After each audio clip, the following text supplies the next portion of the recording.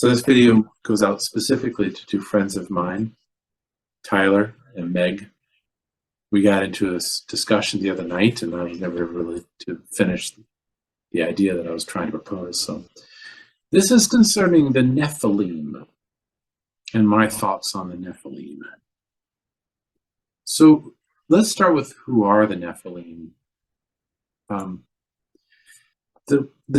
word Nephilim shows up in the Bible in two places. One is in Genesis 6, and the other one is in Numbers, the book of Numbers. It's Numbers 13, I think, 33. So let's look at those two passages first and see what they say. This is in the Revised Standard Version. I'm going to share a screen here so you can see that. Now, mind you that we're dealing with an English translation. And the English translation here, the Revised Standard Version, is based on the Douay-Rheims. The Douay-Rheims is based upon the research that was done on the Latin and the Greek and the original Hebrew, Aramaic. So it's a pretty extensive and well-researched attempt to look at what the original text says. This is from Genesis 6. And it says here, this is after the creation of Adam and Eve and after the killing of Abel by Cain. And it's even after the, if I'm not mistaken, the time of Noah, I believe. Let me scroll back here just a minute.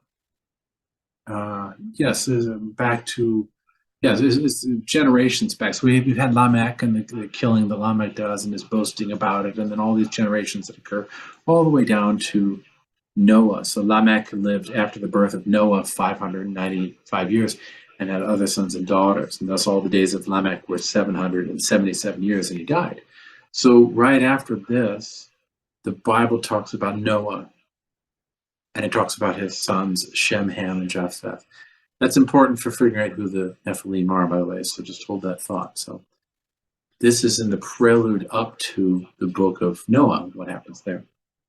So it says in chapter 6, when men began to multiply on the face of the ground, and daughters were born to them, the sons of God saw that the daughters of men were fair, and they took to wife such of them as they chose.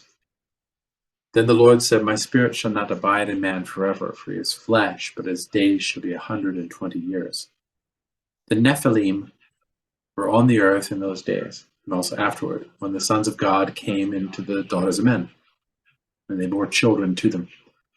These were the mighty men that were of old, the men of renown. So these characters, the Nephilim, show up here in 6, verse 4. And right after that is when the Lord sees the wickedness of man and decides he's going to wipe out the earth, and he sends the flood, the great flood that wipes away culture. And Noah rides that flood out in his ark and then replenishes the earth. So that's one spot where they show up, the Nephilim. This is sometimes translated as giants. I think that the Jerome Vulgate version has gigantes as the Latin equivalent to Nephilim. And that's important because they're not the same word quite. Gigantes means big people, gigantic type people. Like the Attack on Titan, these gigantic creatures that go around eating everybody and pounding people into the ground. So some scholars have connected the Nephilim, for instance, to Lamech. That Lamech is a guy who goes around pounding everybody else with a big stick and ruling over everybody because of power. And the Nephilim were about power. And maybe there's something to that. That the wickedness of the earth that God sees is connected to these Nephilim, whatever they were. Because they represent a cycle of power over the earth that is broken by the flood and broken by the Lord, and then Noah emerges from that. That's a possibility. Here's the other spot where the Nephilim show up. This is in the book of Numbers 13. And here it says, basically the Lord has told Moses to go send people out from the tribes send people out from the tribes and scout out the land of Canaan. And Canaan, remember, is the land which was the generations from Ham, son of Noah. Ham had done something really awful to his father, and his father cursed him and cursed his descendants, the Canaanites, and cursed the land that he would have later. And here it talks about how that land, Canaan, that is then given to the Jews by the Lord, as the land was promised to them, to Moses. That land is peopled by these giant rulers, these giant men of power. So Caleb, who was one of the scouts, has come back with his story, and he says, this is in verse 30. He's come back with his story, and he says, this is in verse 30. Caleb stilled the people before Moses and said, Let us go up at once and possess it, for we are well able to overcome it. But the men that went up with him said, We be not able to go up against the people, for they are stronger than we. And they brought up an evil report of the land which they had searched unto the children of Israel, saying, The land through which we have gone to search it is a land that eateth up the inhabitants thereof, and all the people that we saw in it are men of great stature. And there we saw the giants, the sons of Anak, which come of the giants.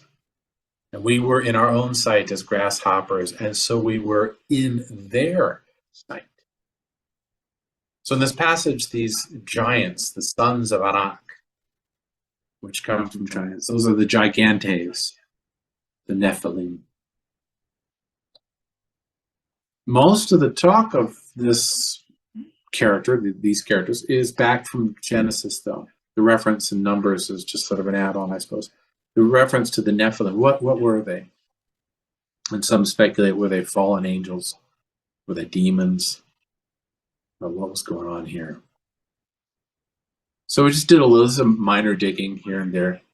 The Nephilim in the Jewish tradition, this is in the Jewish Virtual Library. Highly recommended as a resource. They have an entry about the Nephilim, which says the following.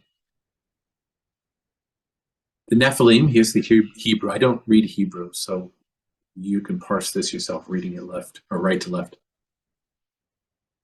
The Nephilim, a race of giants said to have dwelt in pre-Israelite Canaan, the cursed land of Ham. Genesis 6:1-2 relates that the sons of God, divine or angelic beings, took mortal wives. Verse 4 continues, It was then and later too that the Nephilim appeared. Literally were in Hebrew. Because in Hebrew, remember in Hebrew, we're translating into Latin or Greek and then into English. And so we lose an element of what's being said in the original Hebrew when we do that, because every translator is a traitor. So the Nephilim were on earth when the divine beings cohabited with the daughters of men who bore them offspring. They were the heroes. Hero word is giborim. They were the heroes of old, the men of renown. This could mean that the Nephilim, the dictionary here says, this could mean that the Nephilim were contemporaneous but not identical with the offspring of divine beings and earthly women who were called giborim. The above translation, however, follows an ancient tradition in equating the Nephilim and the giborim as offspring of the union of angels and mortals. In apocryphal writings, those writings that come after the official canon has been closed, in apocryphal writings of the Second Temple period, this fragmentary narrative was elaborated and reinterpreted. The angels were then depicted as rebels against God, lured by the charms of women. They fell, is the Hebrew. They defiled their heavenly purity and introduced all manner of sinfulness to earth. So I want to highlight that for just a minute. This is in apocryphal writings of the Second Temple. These were angels that were lured by women. They got the hots for women. And they fell. They were defiled from heavenly purity. sexual desire being an impure thing in the tradition. And they introduced all manner of sinfulness to earth. So what they introduced to earth was sinfulness of all different kinds. Maybe you could say it's a moral teaching that our violence and jealousy and lust, things like rape and murder, all stem from an inordinate sexual desire. Whether that's true or not, I don't know, but that's something we can derive from that.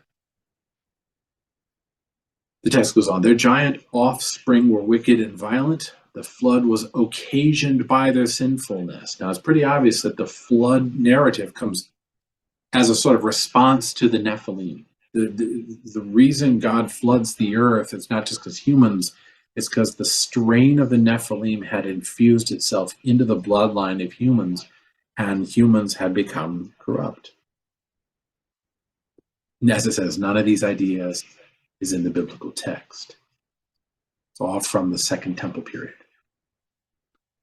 Because of their evil nature, God decreed that the Nephilim should massacre one another. Although according to another view, most of them perished in the flood, capital F. So either they fought with each other until they destroyed one another, like heroes do, so a battle of the Titans kind of thing. Titanomachy, as the Greeks would call it. Or else they were swept away by this huge flood that occurred, one or the other. One version asserts that the evil spirits originally issued from the bodies of the slain giants. These giants, or their offspring, are identified as Nephilim. So whatever these big people were, they were called Nephilim.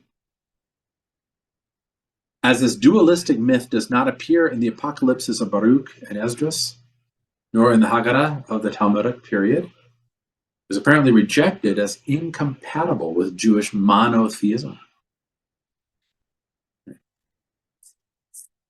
So whatever these things were, it was rejected that they were giants and offspring, walking around on the earth, equally powerful to God. Okay, because that didn't fit with the monotheism of Jewish faith. The sons of God are explained in the Targum to Genesis and the Midrash as young aristocrats who married the daughters of commoners. So they're explained as like these are wealthy humans who marry these daughters of non-wealthy humans, but there's nothing divine in it. The Targum renders both Gibborim and Nephilim by Gibbariah. The Midrash lists 7 names applied to giants. The Targum, sorry, I read that part. The Babylonian Talmud mentions the names of Shamhazai, Uzzah, and Uzziel, the leaders of the fallen angels in Enoch, but does not say that they were angels, not angels. Yoma alludes to the sins of Uzzah and Uzziel. Niddah states that Sihon and Og were descendants of Shamhazai. In Deuteronomy 3:11, Og is described as a giant. And this theme was developed to a large degree in Haggadic literature, or legend, in post-Talmudic literature. The long-suppressed myth came to the surface again. The Palestinian Targum gives the Orthodox rendering of Genesis 6:1, but translates verse 4 as Shamhazai and Uzziel fell from heaven and were on earth in those days, identifying the Nephilim as the fallen angels rather than their children. So you've got various different interpretations of this. Some say that they were angels, some say they were humans, some say that they were the children of fallen angels. So what's the real coin? The same identification is found in a late Midrash, which calls the fallen angels Uzzah and Uzziel. Another passage in the same document says the Nephilim were descendants of Cain, like Tubal-Cain or Lamech. The Zohar also identifies the Nephilim with the fallen angels. So again, sometimes identifying them as humans, sometimes identifying them as angels. The standard medieval Bible commentators generally follow the classical Haggadah in rejecting the mythological interpretation and asserting that the marriages in Genesis 6 were human. Some variant opinions about the sons of God are offered, that their distinction was not only social but physical and even moral, and that the offspring were called Nephilim because they fell short of their fathers in these respects. See, the word Nephilim means the fallen ones. And so some people even suggest that these are humans, but that they are falling short of their fathers. And that's why they're called Nephilim.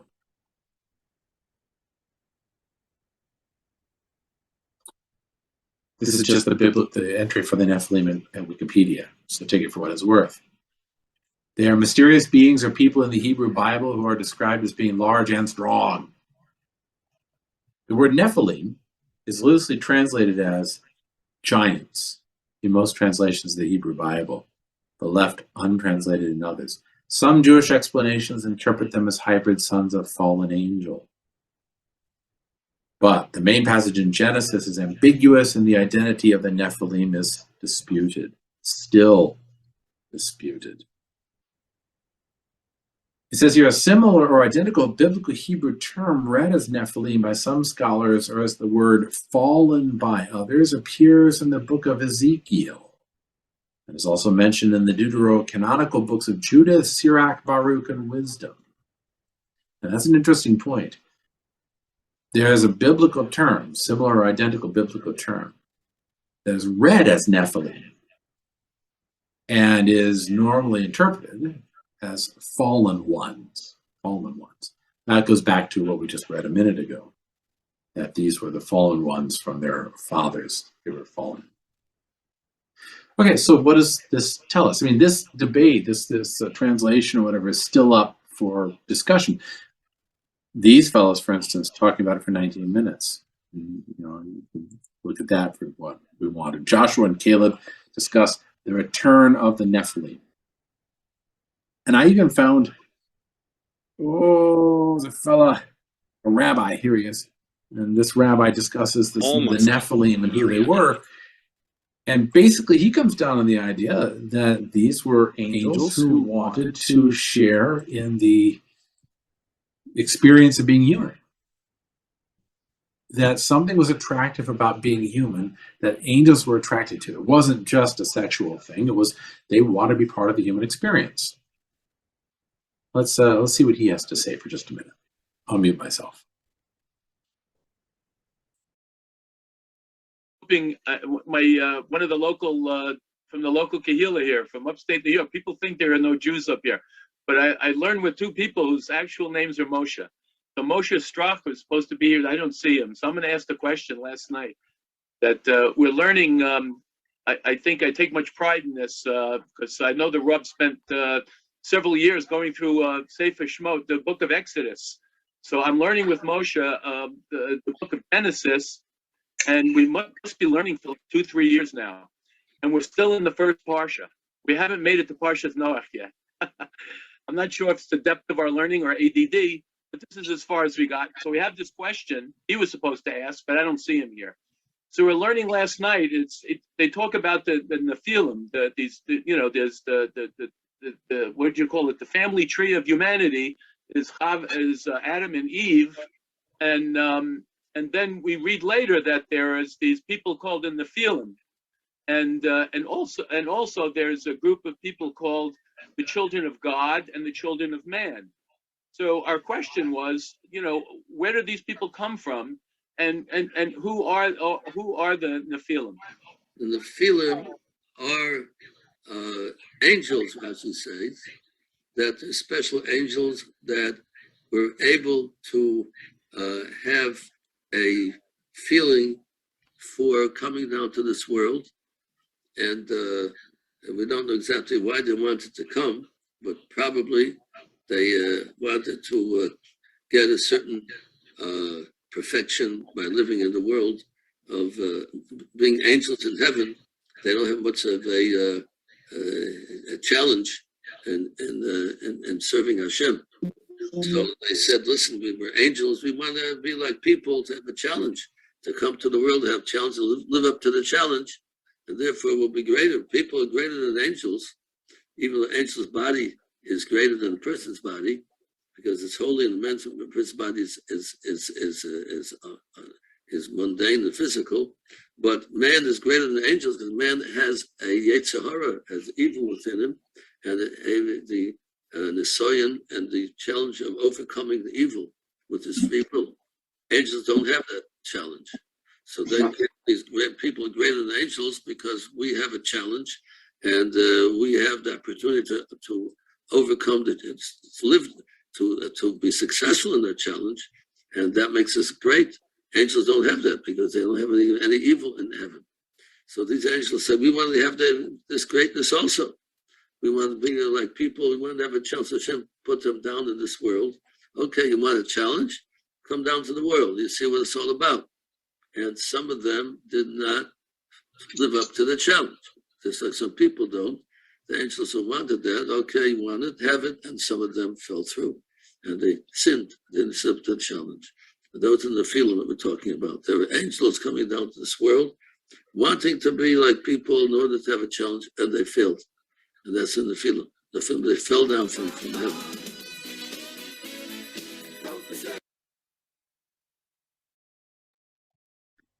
So we get all different interpretations here. We've got on the one hand the idea that these might be fallen angels. The Nephilim might be fallen angels, creatures that have fallen to earth and are desirous of women. They could be the children of fallen angels, the Nephilim. They could be human beings who were wealthy, who declined to have relations with common human beings. The Nephilim could be giants. They could be mighty human beings, heroic human beings. All these different interpretations about them. So what's my stance? Well, okay. As you know, one interpretation does not necessarily rule out another. So my first point on this is that you have to look at two texts. Excuse me while I get rid of my stupid pop-ups as though I'm actually going to buy anything. Pardon me, let's try that again, Joe. Hopefully no pop-ups. Oh, pop-ups, okay. Hopefully no pop-ups. Oh, pop-ups, okay. Okay. Two books that I highly recommend. Slaying the Dragon, one by Bernard Bateau. It is, let's see if I can find the darn thing. Here it is. This is written in 1992. Highly recommended. Slaying the Dragon, Bernard Bateau. I'll come back to it in just a minute. The other one, if I can get Amazon to work with me without destroying. Nope. Whoever invented pop-ups needs to be hung up by their fingernails until their fingernails pop off. Okay, this is a book called The Mythic Past. It was written 2000. Both these books were extremely influential in forming how I think about a lot of things, including biblical literature. In Slaying the Dragon, Bernard Bateau proposes that human beings recreate myth on a regular basis. And this recreation of myth, which he dubs as mythopoeic speculation, is a constant recasting of older myths and recasting of older myths over and over and over again in order to speculate about what the world actually is. We're making, it's a way of thinking. See, we think that the only way of thinking is logical thinking. Or the only way of thinking is logical thinking. Speaking, mathematical thinking, words, writing words or speaking words. That's the only way to think. That's the only way to think.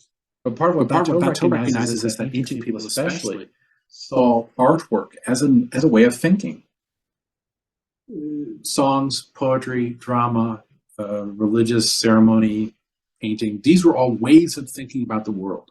It's framing your thought process into a shape or form plot, a character, that then you're able to work out issues concerning the world without actually having to go through those issues yourself.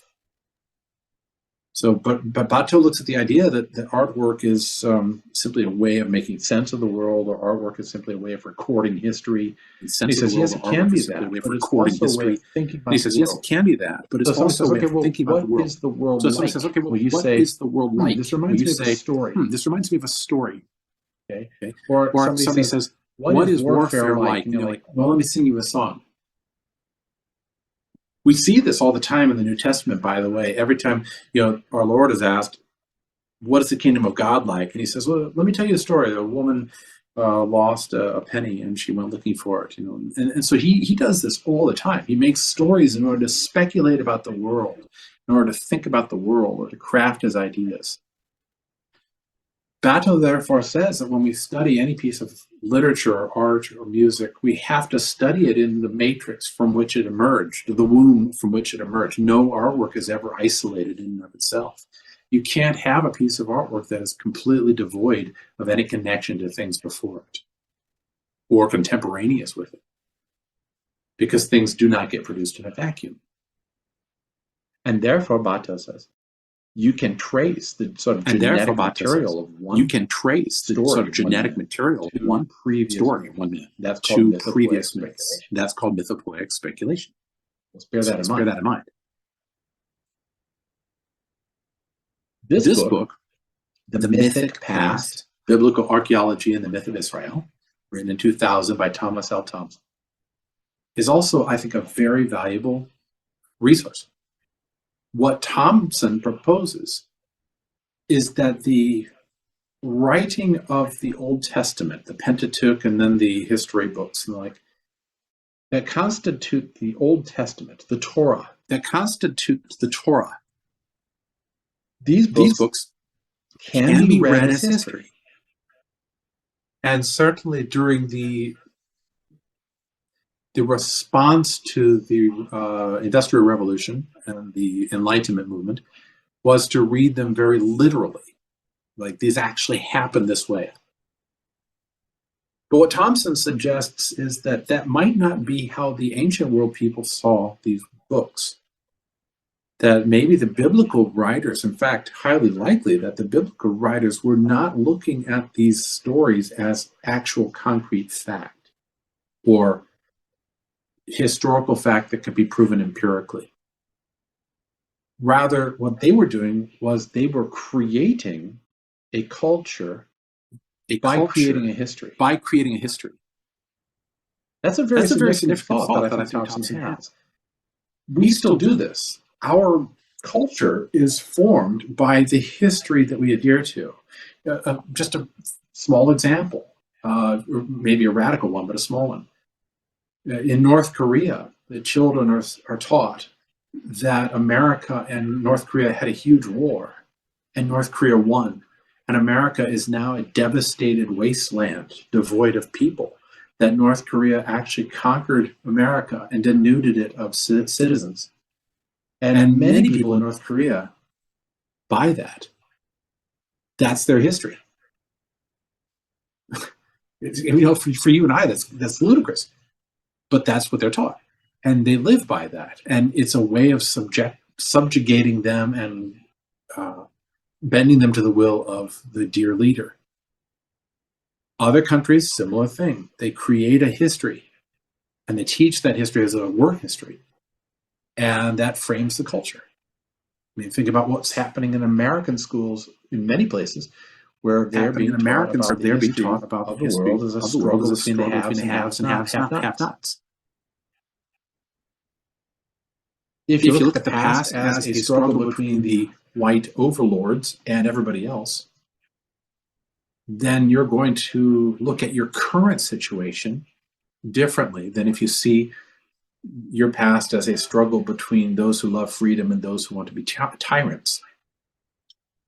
You follow what I'm saying? So when we tell a history, we are always framing the present with that history. And what Thompson suggests is that the formation of the Jewish nation the Israeli nation, was in large part due to the fact that they proposed this as their history. This is where we come from. The fact that they proposed This is this where as their we history. This is are where we come going from. to. This is where we This is what we are are. going to. This is what we are. And Thompson also suggests that their history was formed to a large degree in contradistinction to the culture that they were living amidst. They were living in the midst of the Babylonian captivity, the Babylonian culture. And because of that, they were setting themselves apart from Babylonian culture by creating a history that looked at Babylonian, Assyrian, Egyptian, Hebrew relations in a certain way. Now, all this is a way of getting back at what the Nephilim could be. We could look at them as fallen angels, or as the sons of fallen angels, or as mighty humans who did great deeds, or as humans who declined to have a prima nocta with common women. Or we could look at them as just powerful humans. Or we could look at them as demons that walked around the earth and are still walking around and spooky. We could look at it that way. I propose that maybe what they are is a different way of looking at an already existing pantheon of gods. In other words, when the men went to write these works, Genesis and then later on Numbers and the like, they were aware of a culture that already existed and gods that already existed and mythology that already existed. How could they not be? And they were writing a text that was supposed to distinguish their culture from that culture. Supposed to distinguish their culture from that culture. So they took things that were in that culture, and they turned them, twisted them, or altered them, so that they could say what they wanted to say about how the world works. Mythopoeic speculation, see. If that's the case, which I suggest it is, because it is, we see it in evidence in the last 2,000 years, and we certainly see it in evidence currently. I don't think it was any different during the writing of the Old Testament. Even the Old Testament is a patchwork to some degree, but it's a patchwork that was intentionally put together to make a statement about the world. When we look at the culture, the Nephilim are connected to something that does exist already in culture. This is a Wikipedia article. It goes down different things, blah, blah, blah, blah, blah. You could look at all this later. But one of the things that is interesting about this is that the Nephilim do have a connection to something that occurs concurrently with the writing of Genesis. It says here, in Aramaic culture, the term Nephilah refers to the constellation of Orion, and Nephilim to the offspring of Orion in mythology.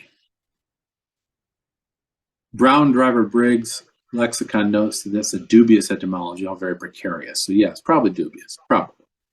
But just hold it in mind for just a minute, because I'm going to come back to it if I can.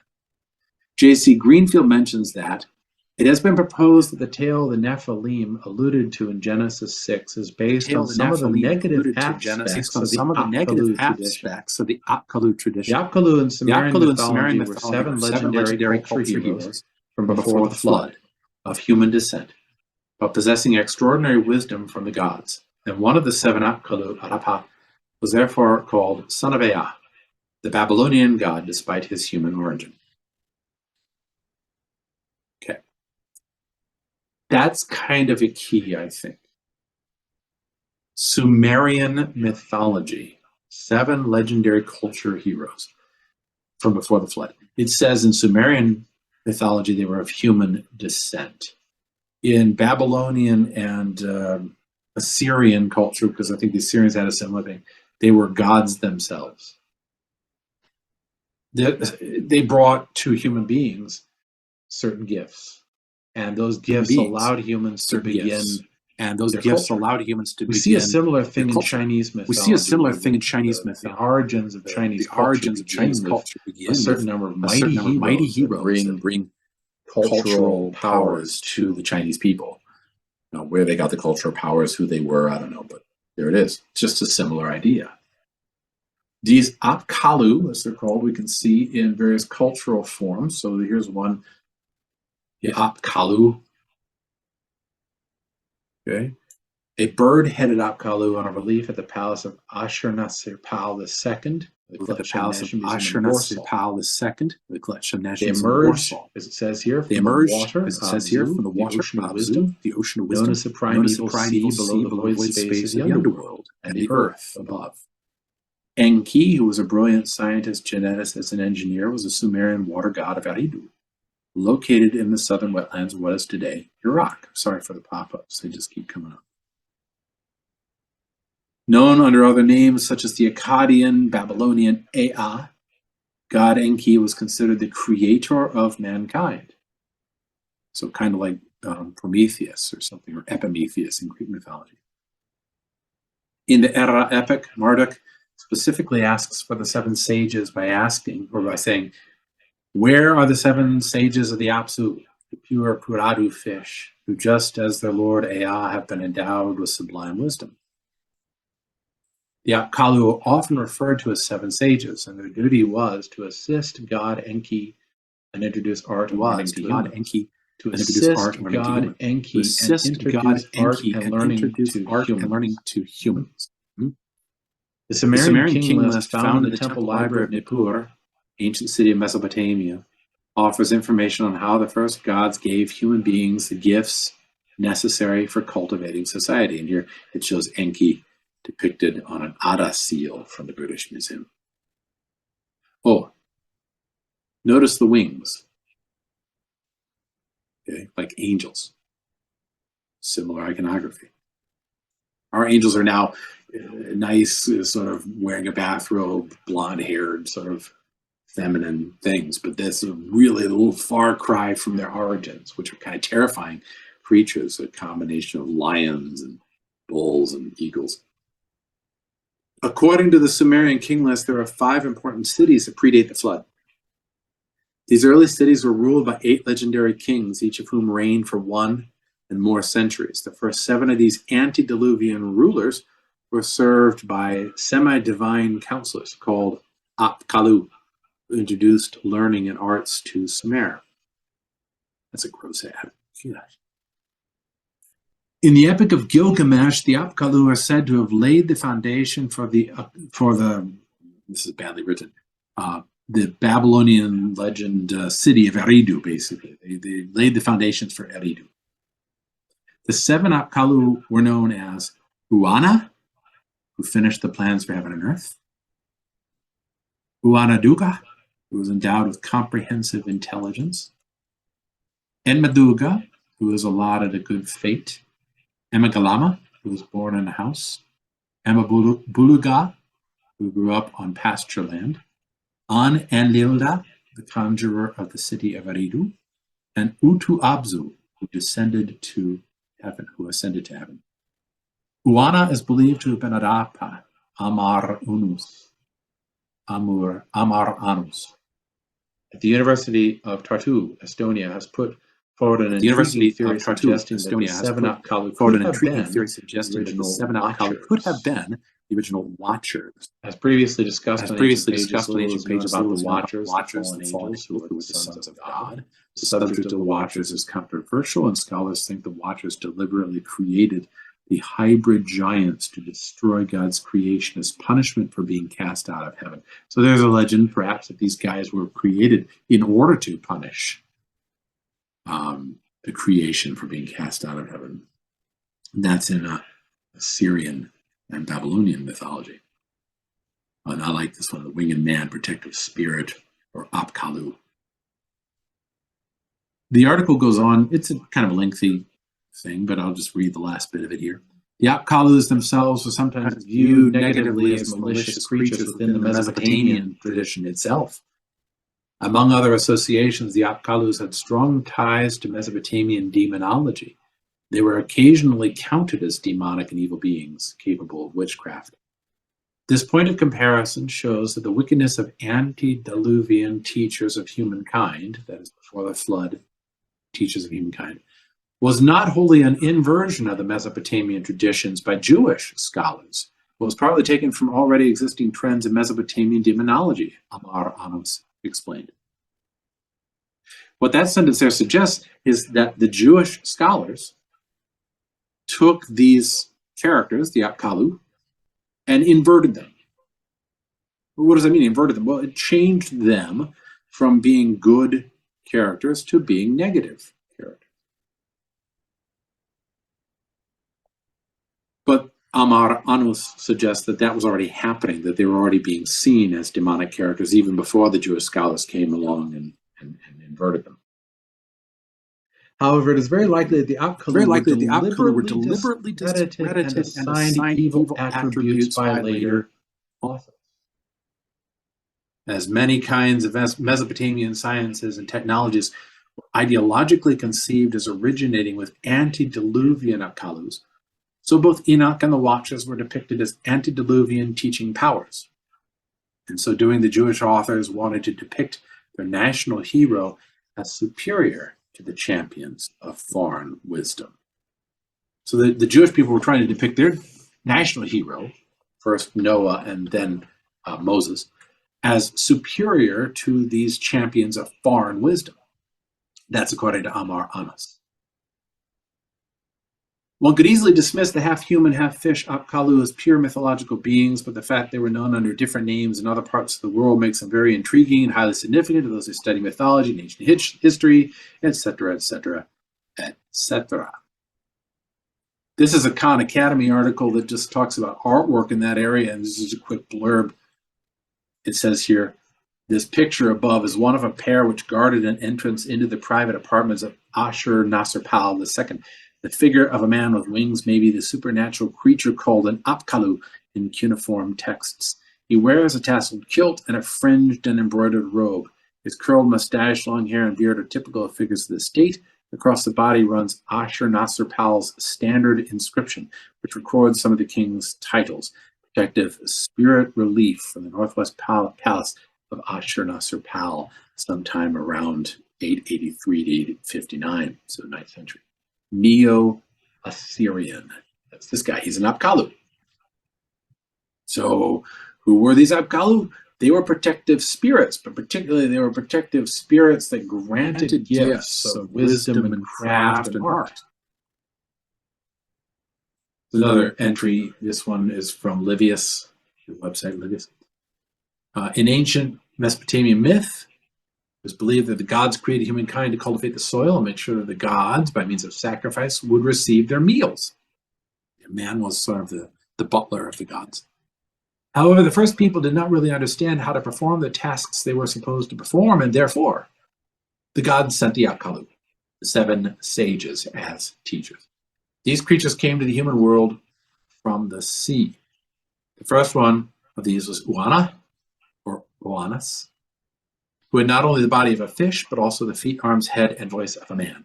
He explained to the people how to read and write and how to do mathematics, but also how to build cities, found temples, make laws, draw borders, divide land, plant seeds, harvest fruits.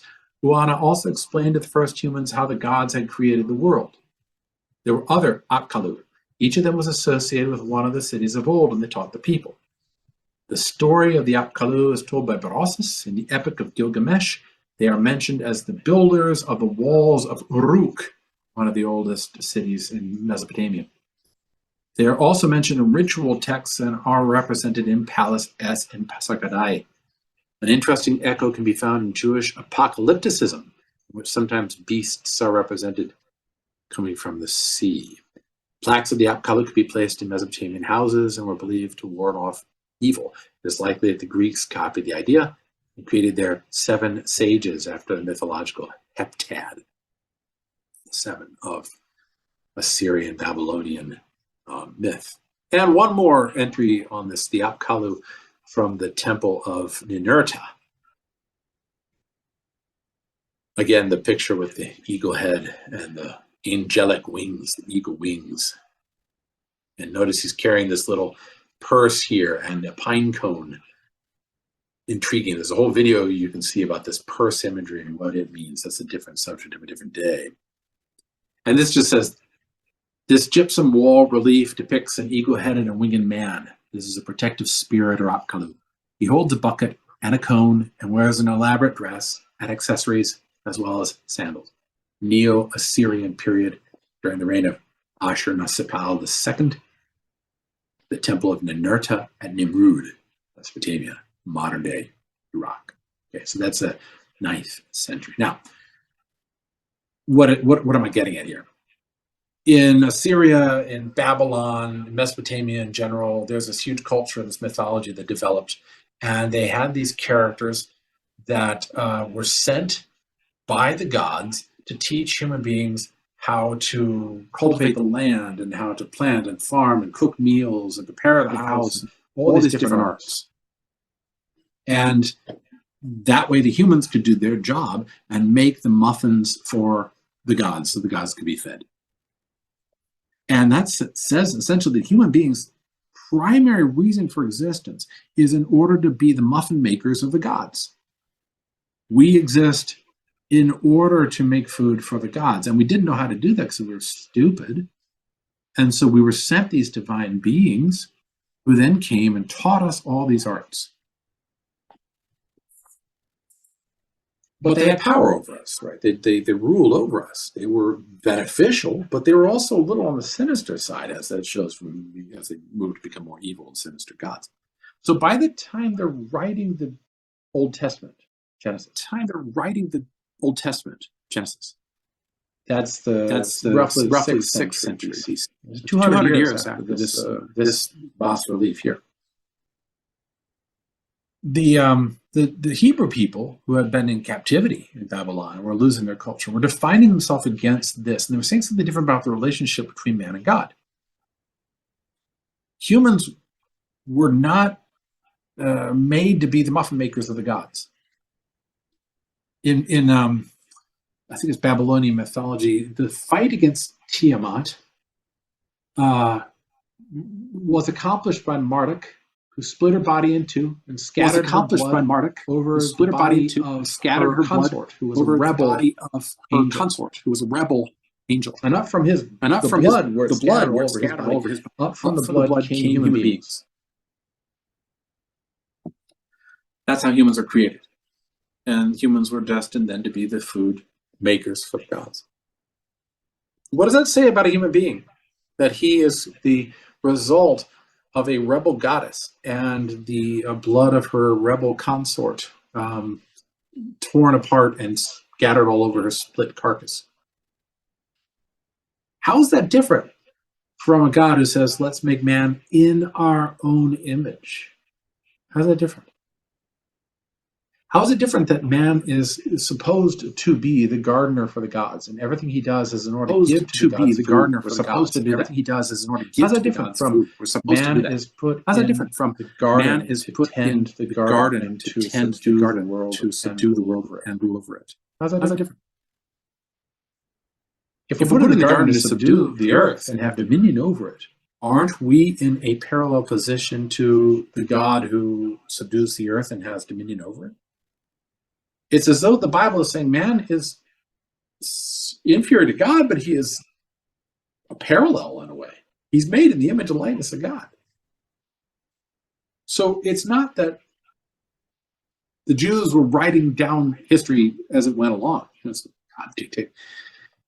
that they were saying this is the relationship of man to God. It is not what the Assyrians and Babylonians say.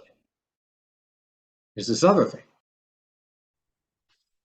And what about those gods that sent us gifts? What are they? Well, those are the Nephilim. They're the fallen ones. They didn't come in order to show us how to make food for the gods.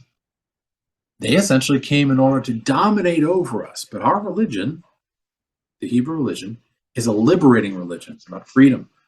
It is about being free from that cycle of dominance and power. That's not what Hebrew tradition is about. It's not about power. It's about being on a par with God. And so when they create the story of the Nephilim, it's primarily in order to contradict or contrastand against, contrastans the Assyrian and Babylonian myth of the Apkallu. You see what I'm saying? Now that raises a question. Did the Apkallu exist? What were they? What were they referring to? Well, on the one hand, I can say they were referring to the relationship between man and God. And that's where it stops. God, as he exists, has a relationship to man, as he exists. And in the midst of that, there are all these intermediaries that we have created or that we have recognized or we have given name to over the years. But our relationship to them and our relationship to God has varied over time. And the Jewish religion has a very distinct relationship between man and God, different from the Assyrian and Babylonian. And the intermediaries in the Babylonian culture are reduced to the level of fallen beings. They are no longer the ones that rule over human beings and force them to make food for the gods.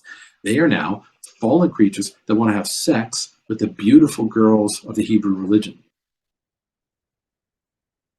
Okay. That's a really intriguing shift that occurs. In fact, it's I would say revolutionary or radical shift that occurs. It's almost as radical as what the Hebrew religion does with the sun and the moon in Genesis. Because you'll see when God creates the sun and the moon, why does he create them? It's not to give light to the world. Light already exists. God is light, and he separates the light from the darkness and scoops out a hollow place in himself called Zimzum in the Jewish tradition. It's a hollowing out where God could then make the earth. But light already exists. That's Elohim. Light already exists. That's Yahweh. That's Elohim. That's Yahweh. Sun and moon are there in order to tell the time. That's it. They're not even there to give light to the earth. They're there to tell the time. And if you look at Genesis, you'll see that it says, sun and moon were set in the sky in order to tell the seasons, the time. That's radically different from why they exist in the Assyrian and Babylonian world, because sun and moon in the Assyrian Babylonian world are deities themselves that rule over mankind. So I guess you could say that the Assyrian Babylonian thing is about power. It's a cycle of power. It's all about power and who dominates over who gets eaten and who gets to eat. That's what it's about. The Jewish religion, it's not about that. It's not about power. It's about freedom, and it's about friendship, later in the Greek koinonia, and it's about the relationship of man to God as sons to father, or daughters to father.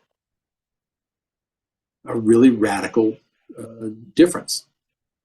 Now remember I said that thing about Orion, and it may be a spurious connection. Let me go back to that for just a minute. It says, in Aramaic culture, the term Nephilah refers to the constellation of Orion, and Nephilim to the offspring of Orion in mythology.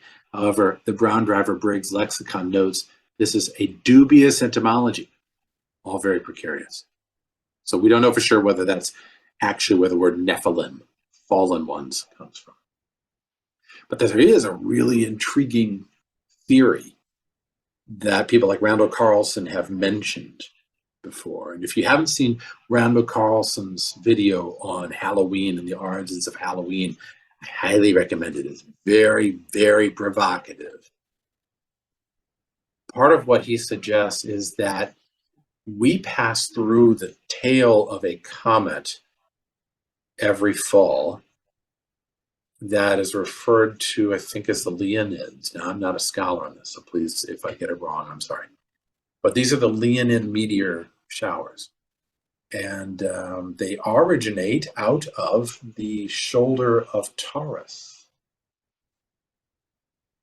in the Pleiades. How many stars are in the Pleiades? 7. What happens during the Leonid shower? Bright balls of fire fall to Earth. The fallen ones, Nephilim. And what could have caused mass extinction on the Earth at some point in history? Meteors and comets hitting the Earth. What could have caused fires? what could have caused massive floods, especially when glaciers are melted. Meteors and comets. It's highly possible. So when we pass through the Leonid meteor shower originating out of the Seven Sisters, the Pleiades, is there a high possibility that there was a catastrophic meteor shower or asteroid hit at some point in history that wiped out the living creatures on Earth? Yes, there is. And is it possible there have been smaller attacks, if you will, or hits, if you will, during human memory? Way back, of course, but human memory. Yes, it could be. What Carlson suggests is that the whole celebration of Halloween goes way back in human memory, and that it is a remembering of when we passed through the Leonid shower and there was a particularly bad hit. And the celebration is in order to remind us of that possibility again. At least if I get his theory, that's what it is. There could be credence to it. I don't know one way or the other. Certainly we have the Leonids. Certainly they happen at that time. And certainly they come from the Pleiades, the Seven Sisters. The Subaru, as the Japanese call them. Certainly it is possible that those meteor showers could produce large chunks of rock that come to Earth and cause damage. Yeah, absolutely. Happened in Russia, even in my lifetime. Is it also possible that those things falling from the sky, on the one hand, could inspire people to do things that they hadn't done before? I think yes. I think when you have a catastrophe, or when you have just something as amazing as that, like looking at the Northern Lights, for instance, you could be inspired to do all sorts of things. Remember that the Apkallu are there not just to give farming skills to people, but all kinds of artistic skills to people. There is a somewhat of a parallel to the muses that the Greeks have. Now, the Greeks have a different number of muses, right? But there is one set of muses that is 7 muses, and they're women in Greek culture, as you know, Greeks always put anything good in feminine form. But if that's the case, really the question is, how did humans learn all this stuff? How did we come to the point of building beautiful cities and constructing magnificent music and art and drama? How did we learn to make fire? How did we learn to cook? How did we learn to farm? How did we learn to make war and war tools on each other? How do we do this? How do we learn any of these arts and skills? Speech. How do we learn this? At some point, we were simian. We were ape. We were like proto-humans walking around. And then boom, we're humans. Now, I say boom, it's several million years, but in the grand scale of our existence, it's like that. It's a very rapid movement from ape, though that's not the right term, from non-reflective creature to reflective artistic creature. And human cities and human invention and human art cities and human suddenly invention flourish. and human art suddenly flourish. What caused that? If we were to go back to that moment when it first occurred, was there a time when there were apes and humans like living together in the same tribe? Did the people that had this skill suddenly get ostracized and kicked out? What caused that change from being just part of the group, part of the herd, to suddenly being an artistic type, or a farming type, or a crafting type? What caused that? I don't have an answer. But whatever it was, it seems like something divine.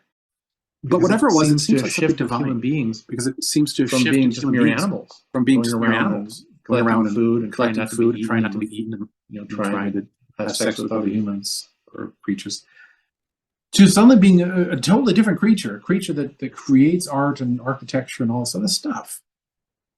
That's like a divine thing that happened, a spark that happened. And how do you talk about that? Well, you talk about it through artistic depiction, don't you? Mythopoeic speculation. And in that mythopoeic speculation, why couldn't it have been a series of sages or a series of angelic type beings coming to us and teaching us stuff? Why not? For lack of a better explanation. Or you could say as a metaphorical explanation. And there's one other possibility that at least has to be put on the table. And Carlson and others like Graham Hancock have referred to this, and so I think it's worthwhile at least putting it out there. It is possible, though my brother said there's no evidence yet, but it is possible that human culture could have reached a true apex, a really high level, and then boom, asteroid the size of New York hits the Earth. Because if that happened, if there was a cataclysm of tremendous size, a rock the size of Alaska hitting the Earth, wouldn't that destroy every vestige of human existence, civilization? Just wipe it out, burn it? And after millions of years, what evidence would be left of a highly developed culture? Very little. And if there were any humans that survived that, and there seems to be humans now, so okay, would those humans somehow carry on the ideas of the ancient world and bring it to the new one? Could they be what we talk about when we talk about the Apkallu or the Nephilim? I don't know. Some of it sounds outlandish, it's true.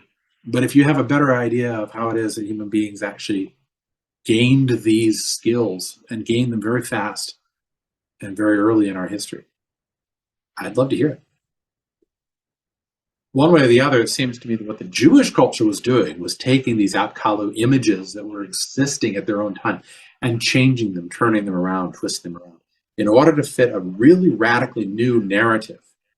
The new narrative was that God created man out of love and in his own image and gave him all those skills at the very start. Didn't send messengers to give him those skills.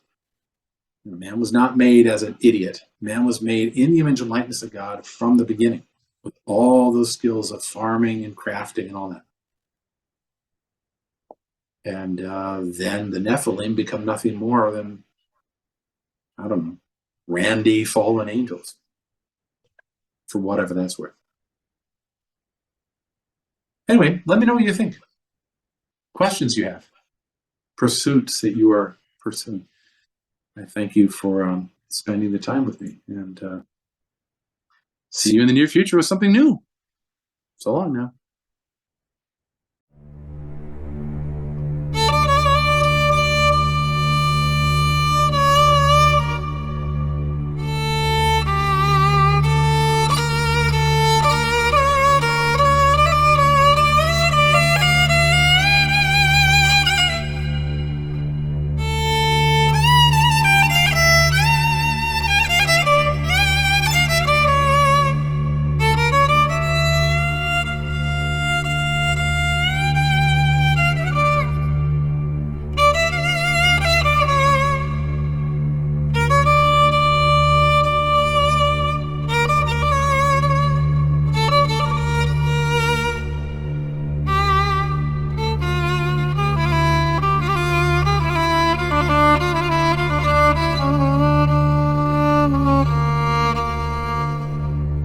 Thank you.